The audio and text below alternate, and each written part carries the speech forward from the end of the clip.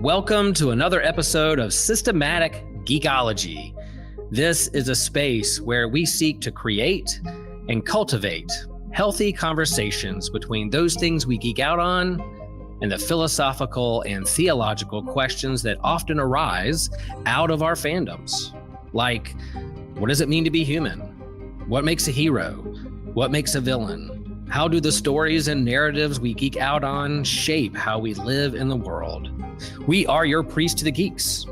We aren't all ordained, but we see ourselves as mediators at the intersection of geek culture and going deeper in our faith. We don't always have to agree, but we do respect each other, and we see everyone as a beloved child of God. Everyone geeks out on something, so come geek out with us and enjoy the show.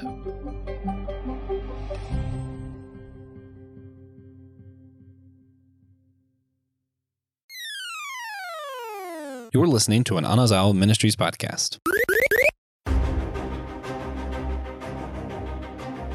What if church felt like a Comic-Con, where everyone was not only welcome, but celebrated for who they are? This episode is for anyone who's ever felt like maybe church wasn't a space where they could be their full, authentic, nerdy self. We're imagining what it would look like if our Sunday gatherings looked more like fandom gatherings.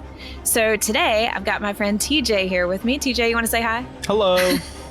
What have you been geeking out on lately? Wow, I can say words. Yeah, famously good at that. Me, personally, I've regressed. I got back into Valorant and Counter-Strike. It's just tactical shooters. Nothing interesting.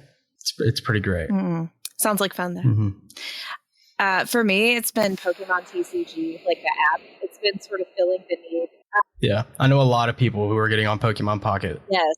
Yeah, it's fun. It's fun. It's just not the same, but yeah, I love gambling, but right. I'm just not a Pokemon Pocket player. Exactly. All right, friends. Well, if you're on a laptop, please rate and review on Podchaser or Good Pods, and phone users, rate and review us on Apple or Spotify to help us get found. We also want to give a word of thanks to Russell Gentry for supporting the show. And if you'd like your own shout out, you can subscribe too. And we would be happy to give a shout out to you during our podcast. So do that. It's a great investment. Wink, wink. All right. So today we're talking about what the church could learn from Comic-Cons. I have been going to cons for a long time, and I'll never forget my very first con. I left thinking, wow, this is the most inclusive and diverse place I've ever really just spent time in. And wouldn't it be cool if the church was a lot more like that? Church and con spaces both center on community, but only one typically lets you show up in full cosplay. Now, that doesn't mean that some of us don't still show up to church dressed up from time to time. Right. But it's not as widely accepted. Yeah. And there are like special cases, you have like motorcycle churches and that's true. That kind of thing. That's true. The whole like cowboy church thing. And, Yeah. One time I did wear my Ghostbusters costume, proton pack and everything on Pentecost, because we were talking about the Holy Ghost, and that was fun. Any good excuse. That's kind of, so you were going to bust the Holy Ghost. Well, we tried not to, but Okay. we talked about Ghost and the Ghost. Okay, cool. I don't know. It didn't fit. It was an excuse to wear my proton pack. Someone started speaking in tongues and you turned on the proton pack. And you were like, just don't cross the streams. It'll be fine.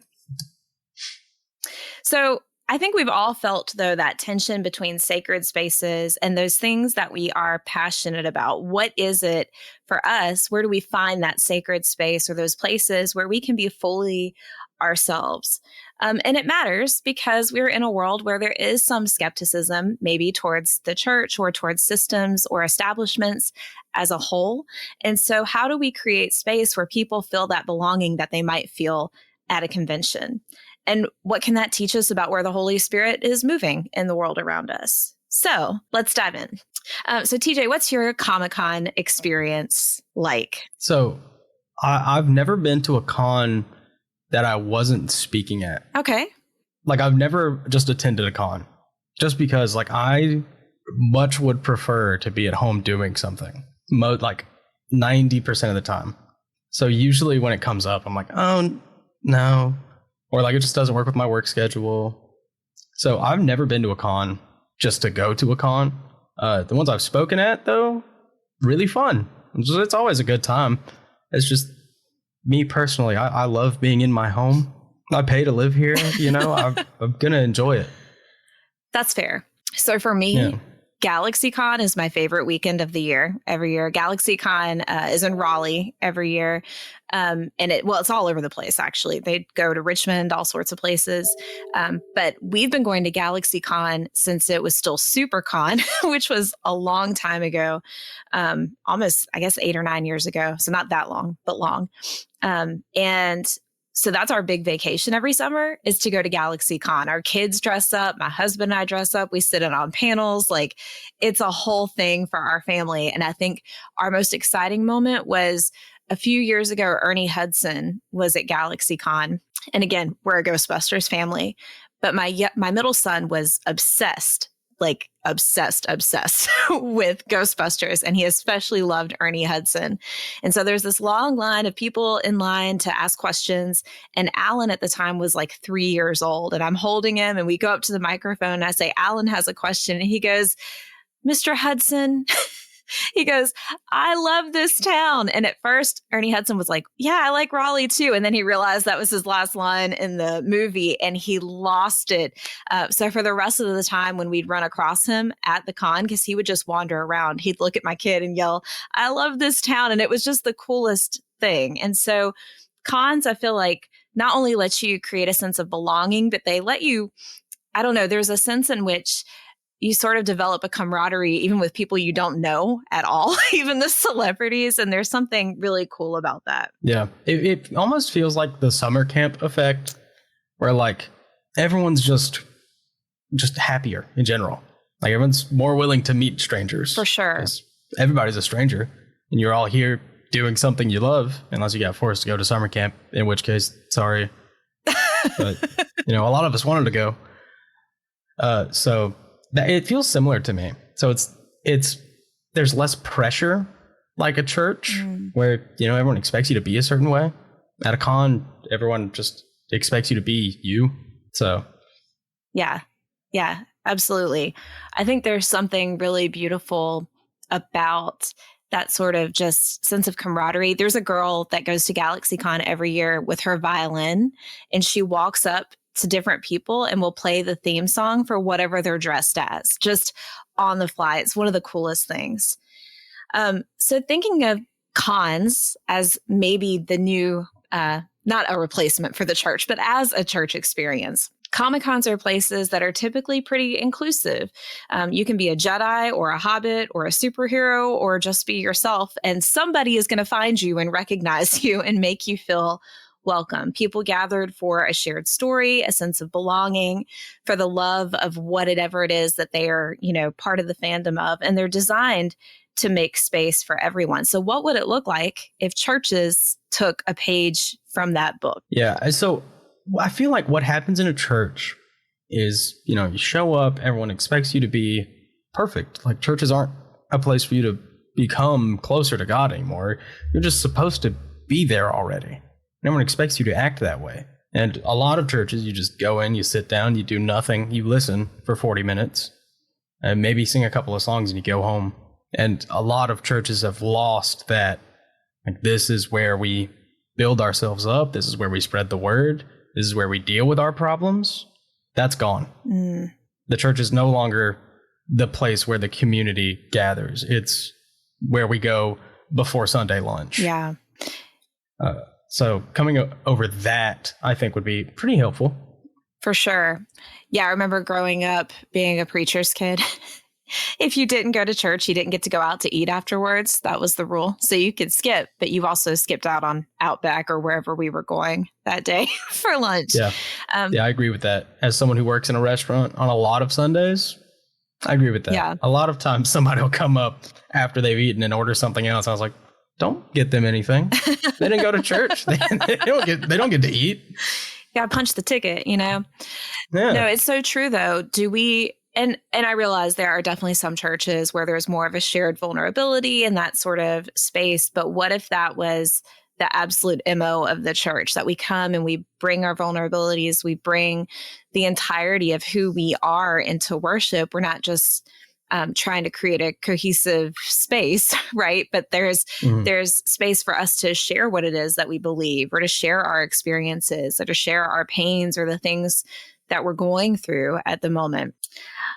One of the things that I love so much about cosplay is it is a chance to really lean into what it is that you love, right? Or to express yourself in a different way through costuming, through whatever it is that you may do to cosplay.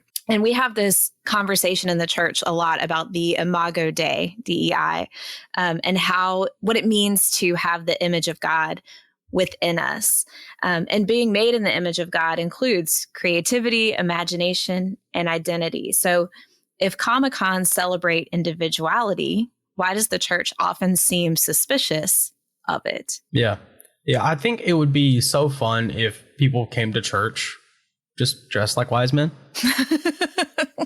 Like if everyone just came to church like their linen robe, whatever they have made out of like one material. I think that would be a lot of fun and not detract from the church. I feel like that's what a lot of people are afraid of. Like they think if they are to themselves, they're going to distract people from God. That's not how that works. For sure. That's not how that works. People often, I'll find, are going to church just because, like, they're supposed to. And they're not going because, they want to be in the church. They're going because people expect them to be in the church. I'm not saying you shouldn't be in the church, but I am saying you should probably go to one where it feels like you belong and you want to be there. Yeah, it's been interesting where I serve at Lewisburg College. I'm the chaplain there, and it's always funny to me when we start the semester.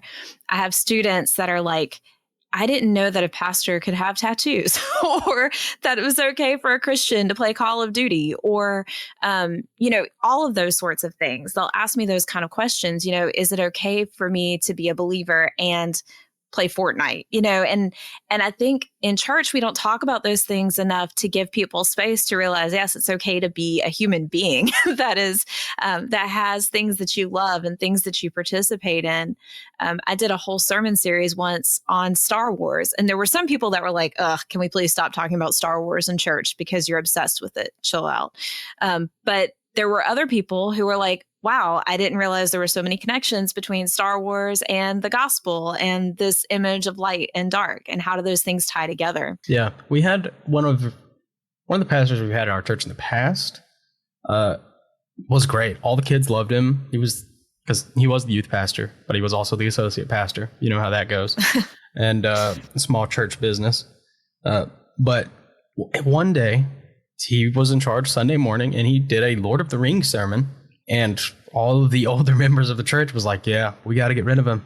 Got to get rid of him. Even though, it's Lord of the Rings. So like, it's pretty much just the Bible. They got rid of him. They voted him out. So the church has declined a bit since then. A little bit. It's so crazy because when you hear about those things happening, you just wonder, did you really listen to what the sermon had to say? Or was it just you heard the title and you're like, nope. This isn't for us. They're just like, oh, magic? Don't like magic. Let me tell you about a story where Jesus turned water into wine. And I'm not saying it's magic. I'm just saying there are similarities in how these things play out, right? Right. What if we didn't get so stuck? I think that's what happens is we get so stuck on semantics and on these things that we refuse to see that Jesus spoke in parables, right? So why not take all of these parables and these stories that are out in the world and remind ourselves that the gospel can find its way into a lot of things if we just take the time to pay attention to it. Yeah. And it's a lot of, it just feels like the church can be stuffy. Like you're not supposed to express yourself. Absolutely. I don't know. That's more of a cultural thing. That's kind of difficult to fix, but wouldn't it be nice if walking into church felt like walking into GalaxyCon? Yeah. What if the organist saw you and they're like, you're wearing a Zelda shirt. Let me play the intro music for you on the organ. Yeah. Here's Great Fairy Fountain. Read John 3:16. I love it. That's great. It does feel that pressure to like be dressed up. in like a specific way. Like, I don't know how the church uniform became business casual. I don't know if that was a little different. Maybe people would be a lot more comfortable. Mm-hmm. Yeah, it's funny. I've now that I'm not working as a pastor on Sunday mornings, I'm just pastoring at a school. On Sundays, I go to church with my husband now, which is weird because we're both pastors. So we haven't always been able to do that. So I did the preacher wife thing and I joined the choir. So my problem is I have to dress up every day of the week. And Sunday is the only day I can wear jeans. So you better believe on Sunday, I'm rolling into the church in jeans, which I wouldn't have done before as the pastor, because it's like, well, is that going to distract people or make somebody uncomfortable? But for me, I'm like, I feel like Jesus would be okay with me wearing my jeans so that I can be comfortable and enjoy where I am on Sunday mornings. Is the one day I can be myself and not have to be dressed up or looking a certain way. Yeah. And that's another thing. The Bible does say to be respectful of the people around you. And a lot of the older people in our churches, find it disrespectful to not be dressed up at church. So I understand it too. And that's just, again, a cultural thing. For sure. I remember in Still Magnolias, there's a line where Dolly Parton says, God doesn't care what you wear as long as you show up, right? But it is hard because, especially when you are brought up a certain way, to see that shift can feel like it comes from a place of disrespect. Or we could see, hey, people are feeling at home and more comfortable here, which is always a good thing, right? Here at Systematic Geekology, we believe in a few things. We believe that there is freedom in Christ to like what you like. We believe that Christian nationalism is a heresy. And probably most important that I'm going to talk about today, at least, is that we believe the best place to spend your extra cash is on the Systematic Geekology merch store. That's right.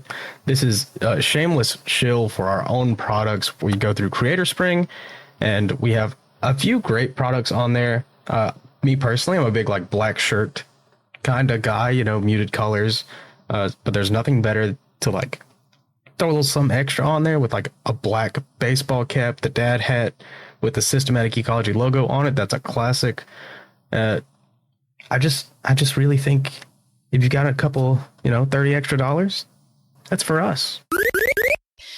So what if churches had cosplay Sundays? And I don't mean, y'all, trunk or treat when we tell everybody to dress up as a Bible character at trunk or treat. But I mean, what if churches had full-on cosplay Sundays where you came as your favorite character?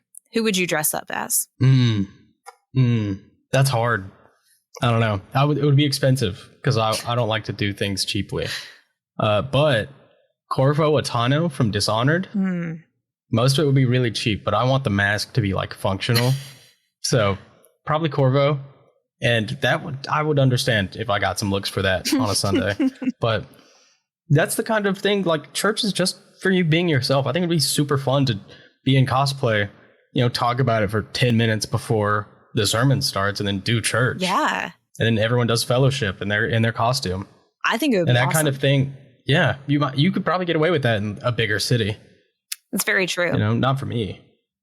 I think that would be a hard sell at my church. But that would be super fun. And it doesn't even necessarily have to be a Sunday. If we could take baby steps Wednesday night. That's true. Wednesday night cosplay. But eventually, cosplay Sunday, I could see happening. Yeah. Because cosplays can be super casual. I've been working at my restaurant for a very long time. And sometimes they allow us to dress up for Halloween. The first year that I worked for Chipotle, I was going to say it, hope I don't get fired, but I didn't know that. So I just wore some clothes, and I had a beige vest, and I had my lab goggles because I was in biolab and chem lab that year. And I put on some khakis and some nice little tan boots. And I was Luke.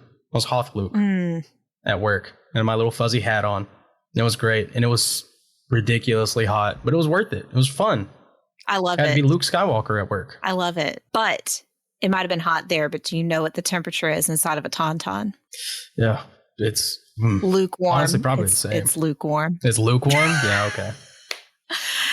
Yeah. Anyway, so cosplay.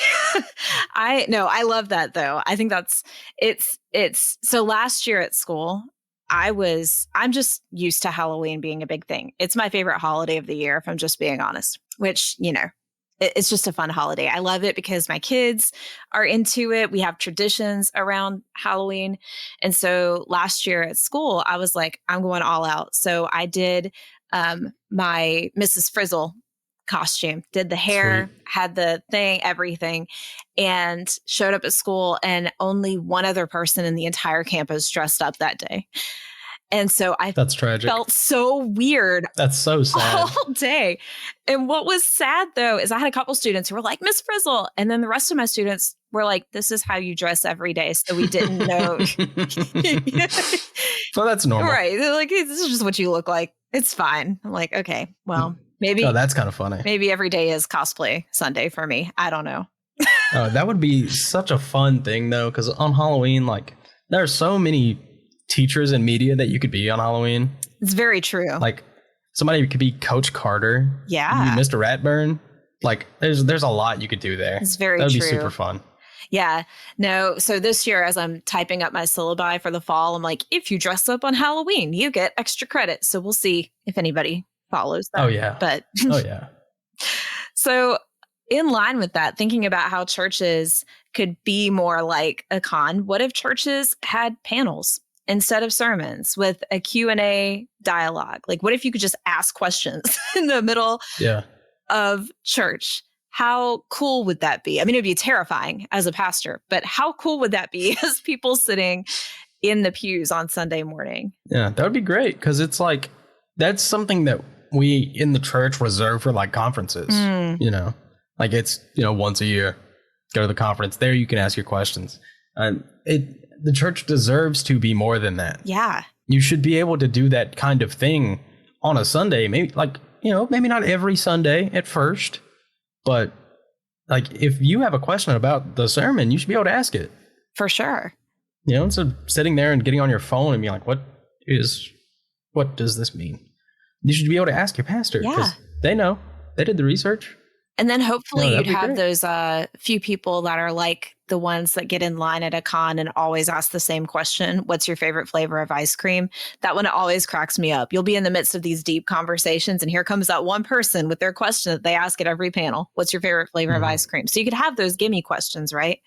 But at the same time, I don't think get up and like challenge your pastor, like, what were you thinking when you said, but but to ask like, where did that story come from? Or you talked about this thing that you learned in this movie. Tell us more about that, or how it, how you found that image, or what if we taught people how to find those images in movies? How do you see God in every movie that you watch or every book that you read? And if we taught people to see it, maybe it would be less scary when the pastor talks about Lord of the Rings on a Sunday morning, Yeah. And this is one of the major advantages that I feel the Catholic Church has, because if you attend a Catholic church, you can go up there every day. There's something going on. You go up there every day. Because the Catholic Church, I think, and the Orthodox churches have kind of maintained that sense of community a lot better than, I was going to say Pentecostal, but Protestant. For sure. I feel like some Pentecostal churches still do a good job. We try. But I feel like that is one major thing that we lost during Reformation. So for sure, maybe open the church every day. Then we could afford to keep it open every day if we felt like a real community. It's very true.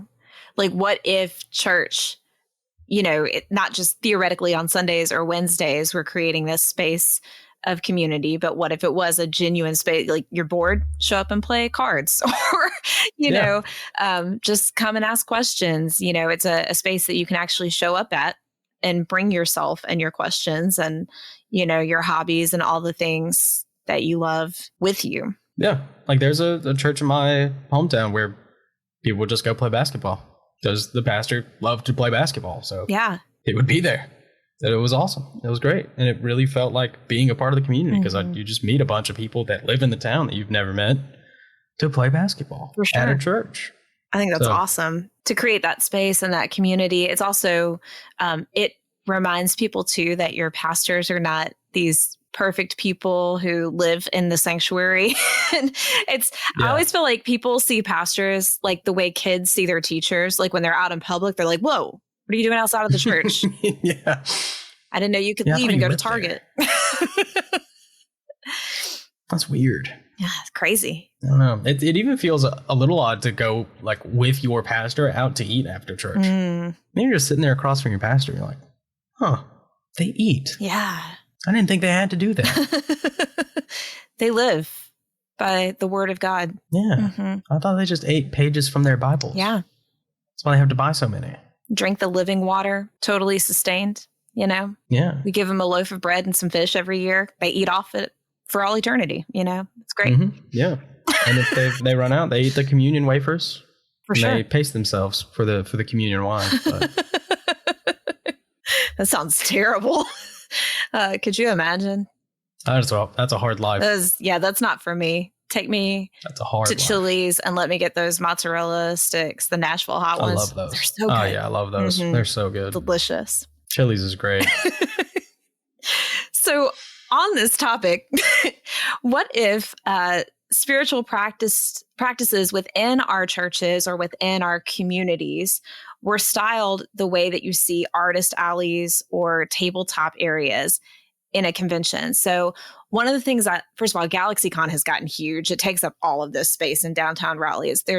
It's at the convention center, but it's also throughout the hotels and stuff too. So one of the things I love is usually there's a big tabletop gaming room where there's a library of games, but then people also just show up with their games and sit at a table until someone shows up to play with them, which is really cool. There's just like this innate sort of assumed invitation for whoever wants to go. So you don't have to show up with your own board games. You don't even have to know how to play a game because somebody will teach you.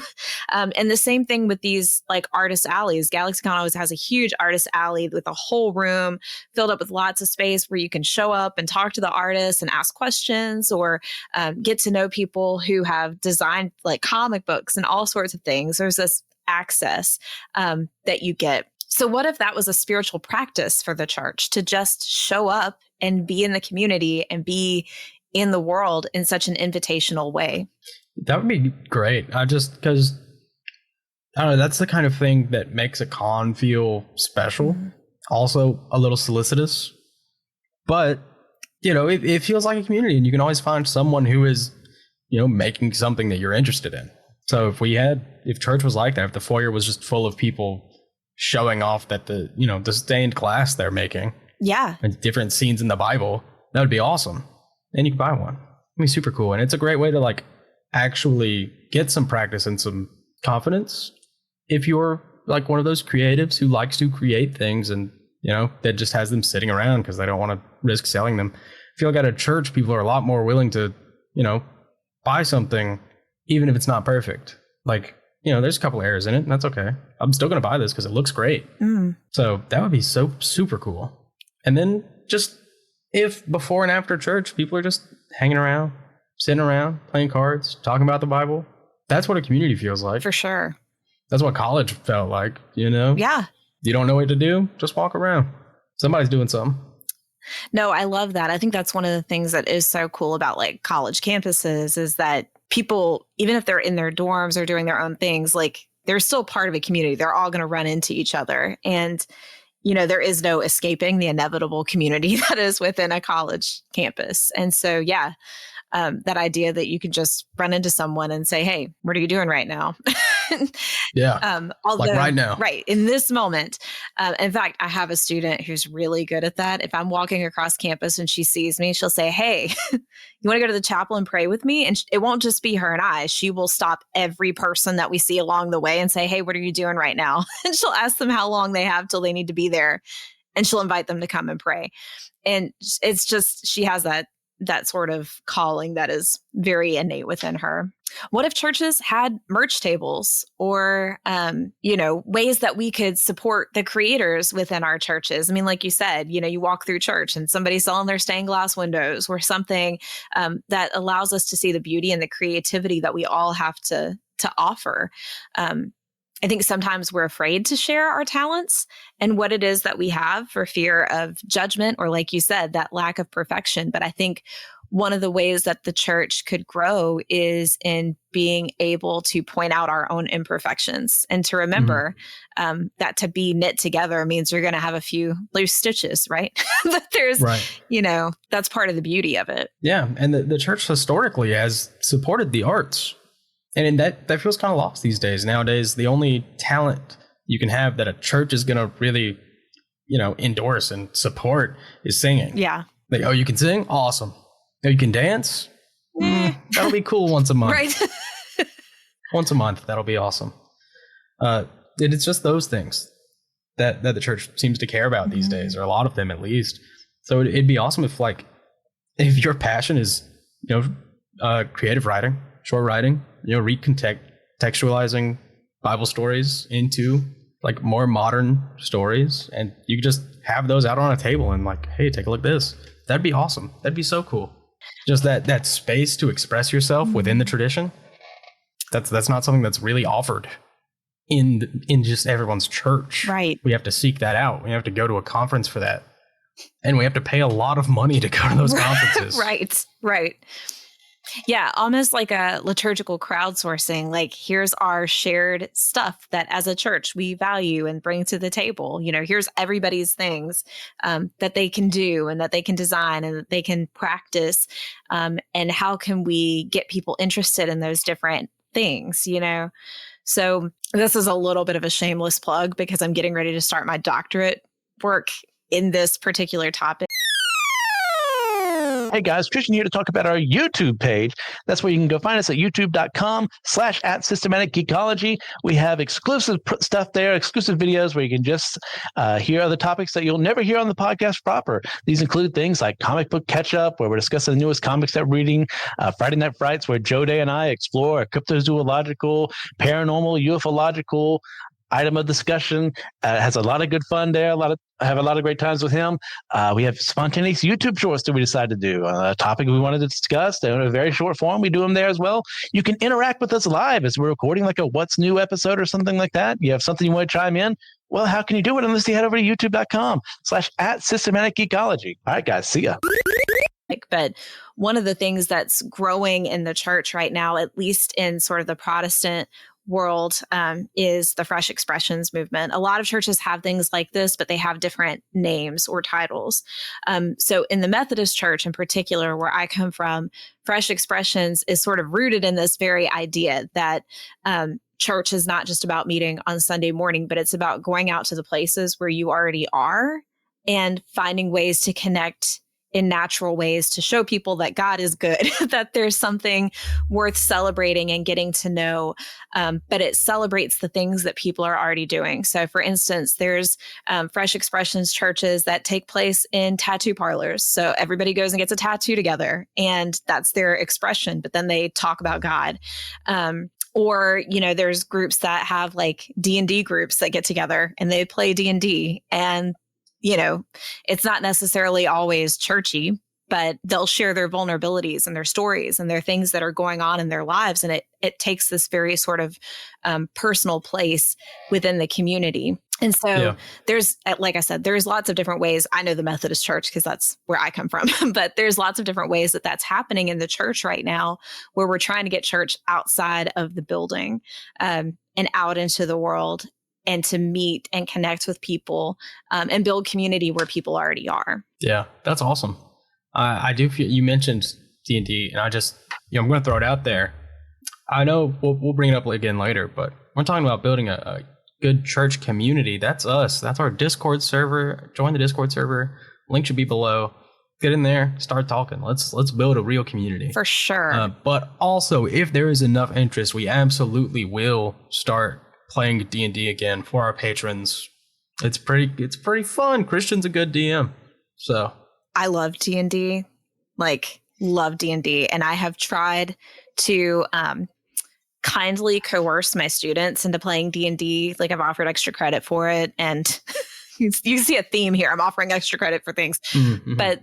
But I it doesn't they're not so interested. because they think they're not ready to embrace their inner nerd, right? But if church brought this out of them, imagine where that could lead, right? And oddly enough, there was a summer camp, a Methodist summer camp at our school a couple of weeks ago, and we did do a D&D group with like 25 kids, which, by the way, I do not recommend trying to DM for 25 people. However, it was chaos and it was so much fun. But yes, I would love for people to jump in and play D&D with us. That would be so much fun because I am, as I'm sure some of you can imagine, a chaos person in all ways when it comes to D&D. Just chaos. That's me. Oh, yeah. So let us know if that's something you'd be interested in, and joining us on Patreon. We will start doing that again. I'm here for it. We will start doing that again. So I think all of this comes down to a question of how can the church create space for people to be truly who they are? And even if the church doesn't create space on its own, how can we show up fully with all that we are into those spaces? And what would it do to those who maybe have been afraid to enter those spaces to know, hey, there's someone just as nerdy as me there, or there's someone like me in that space, or someone who has the same questions I do? Yeah, that's like, I think one of the coolest things about playing games online, specifically like for specifically tactical FPS games, which I play a lot, like Counter-Strike, Valorant, even to a certain extent, like hero shooters, like Marvel Rivals and Overwatch, but less so. You'll get into a lobby and someone on the other team will have a name, like their name will be based off of something that you like a lot. And then you'll talk to this person on the other team. And then if you like that thing a lot, you'll just kind of be stuck there thinking like, because you'll talk to them and y'all will talk like in-game chat to each other. And then you'll just have to get like railed, just absolutely dumpstered for 13 rounds, and then you're still trying to be friends. It's a really fun time. It's really fun. It's a lot of fun. It just happened to me before we started doing this, actually. But it's a great time. So you're like, oh, his name's Gabby Maru. He watched Hell's Paradise? Sweet. Better talk to this guy.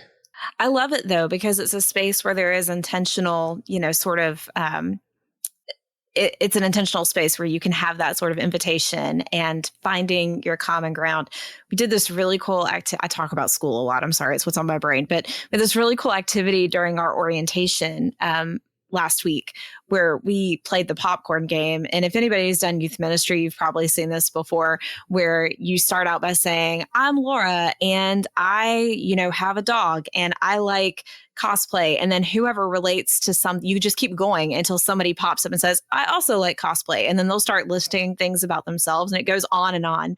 It was really fun to watch this group of 18-year-olds play this game because they would say the wildest things, but then they all found something in common with somebody else in the room just by playing that game. And it was just an intentional space to sort of be crazy and to have fun and to shout out things that you like. And I wonder, even in this sort of mindset, what if we did that in church and we just popped up and we're like, hey, I'm Laura and I like to play Call of Duty and, I collect Pokemon cards. Like what joy I would find if someone on the other side of the church stood up and yelled, I also collect Pokemon cards.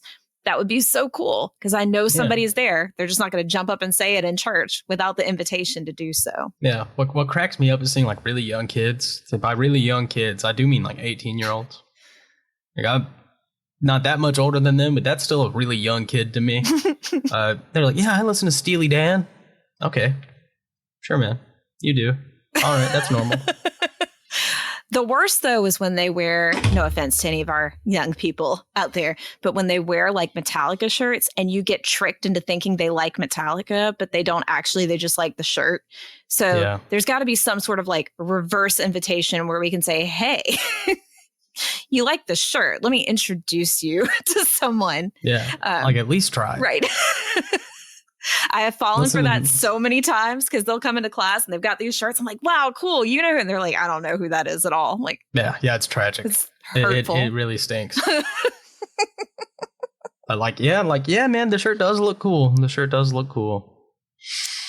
tough. Yep. It's tough. Music's good too, but whatever. Right. No, only t-shirts. No music. Only t-shirts. Well, friends, we're going to sort of begin to wrap up a little bit here. I do want to let you know about our subscriber bonus question, which is really going to be fun. So if you want to hear it, the conversation around it, I'm still going to tell you the question. But if you want to hear the conversation, you got to subscribe. And the question for today is, what cosplay would Jesus wear at a Comic-Con, and what would it reveal about his mission? So, as we wrap up today, do you have any recommendations or things you'd like for people to check out? Mm-hmm. So just the other day, I was just hanging out in my living room, talking to my roommate about books we've read in the past or whatever. And we started talking about Patrick Rothfuss and how Doors of Stone is never going to come out because he hates us. But that did like throw me back into the King Killer Chronicles. And if you're one of those people who've heard the name Patrick Rothfuss and you've heard about Name of the Wind and that kind of thing, and you just aren't sure, just read Slow Regard of Silent Things. Experience his writing style. It's short. It's a novella. It's like 120 pages. Like it takes, a few hours maybe to read for you. And then just dive into the rest. Because I bet you'll like it, but if you don't like it, then you don't like it. And you probably won't like the rest of the series either. Well, thank you for that recommendation. As I have been saying since March, have been reading every Matt Denneman book, and I just finished Dungeon Crawler Carl, and then I read one of his older books, Kaiju Battlefield Surgeon, which sounds ridiculous, and it is ridiculous because it's lit RPG, which is always ridiculous, but I love it. And it's kind of a depressing story, but I just want people to read all these Matt Denneman books with me so that I can talk about them. Also, go watch Superman. I loved it. Mm-hmm. Fantastic. I know there's going to be an episode about Superman, so check that out. But Superman is really good, at least in my opinion. Yeah, I've not heard anyone say it was bad so far. I loved it. And honestly, if I'm being honest, they have really under-marketed crypto. Like, you got to put more crypto stuff out there for people like me who just want to buy all the crypto stuff, because that's why I went to see it. And then I ended up really liking the movie. But the dog is what got me there. So, and my husband. And as he should. But I love crypto. Crypto is adorable.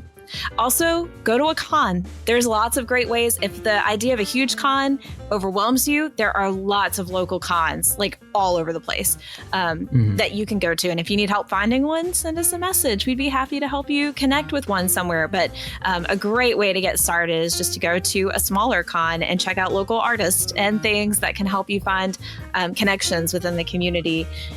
So we would love to help you with that as well. Just a reminder, if you're on a laptop, be sure to leave us a rating on Podchaser and Good Pods. And if you're on your phone, you can do that on Apple or Spotify. And we want to give a final thanks to Jeannie Mattingly for supporting the show. And until next time, friends, be blessed, be nerdy, wear your best cosplay, and come back to be a part of us.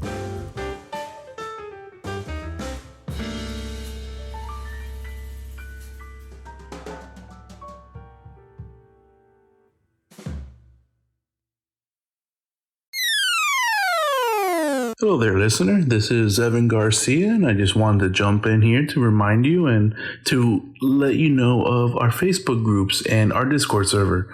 These are great communities where you can post and share memes and talk with the hosts, and we have votes and some polls for future episode topics and fun interactions with our host. So just wanted to remind you that we are focused on community with you listeners, and we love each and every one of you guys listening.